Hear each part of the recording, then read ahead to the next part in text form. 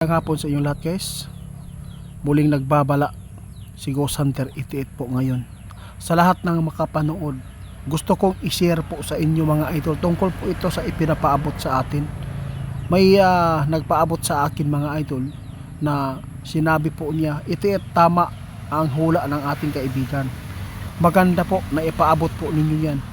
Huwag po natin pilitin ang mga tao kung hindi naniniwala. Alam po ninyo mga idol, mayroon pong nag-PM sa atin, nag-chat tungkol po sa Armageddon o tinatawag na World War 3. Ito po sa ngayon, wala pa tayong problema o nasagupa na mabigat na suliranin dahil free pa tayo, pwede tayong gumala, parang okay pa lang.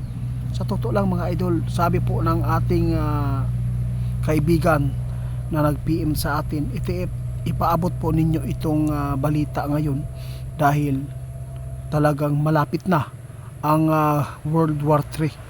Kaya sa lahat ng makapanood guys, shout out ko lang ang mga naghahanda tungkol po sa mga ipinapaabot ng ating kaibigan. Yung ipinapaabot ng ating kaibigan mga idol, talagang mangyayari po talaga. Lalo na mayroon pong nagpaabot sa atin. Nakuha ko ngayon ang balita tungkol po doon sa ibang bansa na kailangan talaga maging alisto tayong lahat. Hindi po tayo pwedeng magkapanti ngayon. Nananawagan po siya sa atin mga idol, no? Tulungan natin, ipanalangin po ang ating bansa na sana magkaisa po ang sambayan ng Pilipino, na sana palakasin, hindi mag-away-away. Yun po ang sabi po sa atin dahil guys, alam po ninyo, walang ibang magtulungan kundi ang ating bansa lang, ang mga tao na naririto sa bansa natin. Hindi tayo daw pwedeng umasa sa ibang bansa ngayon dahil hindi po natin alam na ito ay patibong lamang.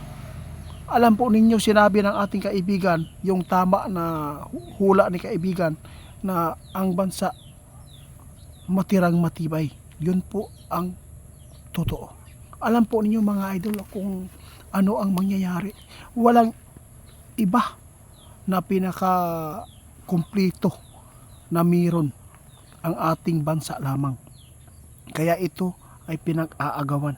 Kaya sa lahat po daw ng makapanood sa amin, paki-share. Mag-ingat tayo mga idol. Hindi tayo pwede na magkampanti kasi sabi ng ating kaibigan, kapag naumpisahan na ito po ay lulusubin ang ating bansa, sigurado sigurado magkatotoo ang mga sinasabi ng ating kaibigan na World War 3. Alam po ninyo, sa ngayon parang free pa tayo eh. Walang nangyaring mga sobrang sakit na mga nasasagupa natin sa buhay. Kung titingnan po natin ang ating panahon, maganda, free, walang problema.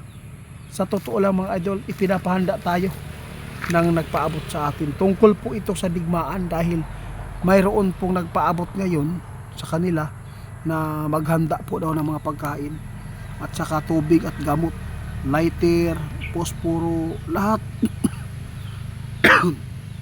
lahat. Dahil po sinabi ng ating kaibigan noon, ang digmaan mga idol, magsisimula yan doon sa ibang bansa.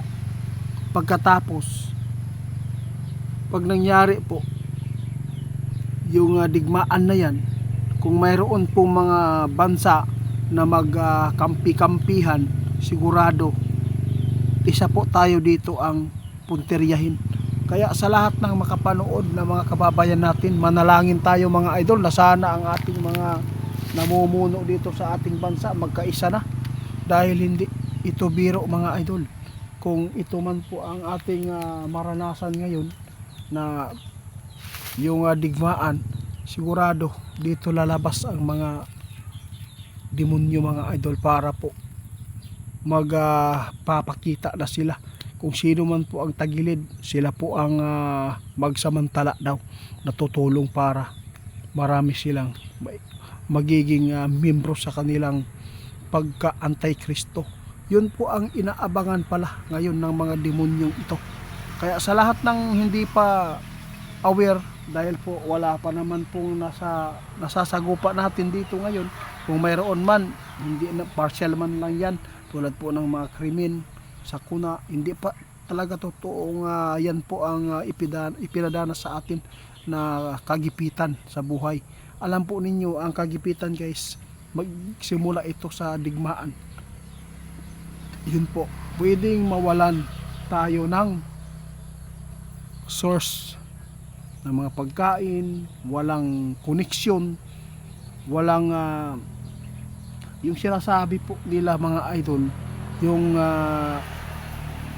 kung sakali man daw matuloy po ang currency, yun po ang pinakadelikado kung ang tao malinlang dito.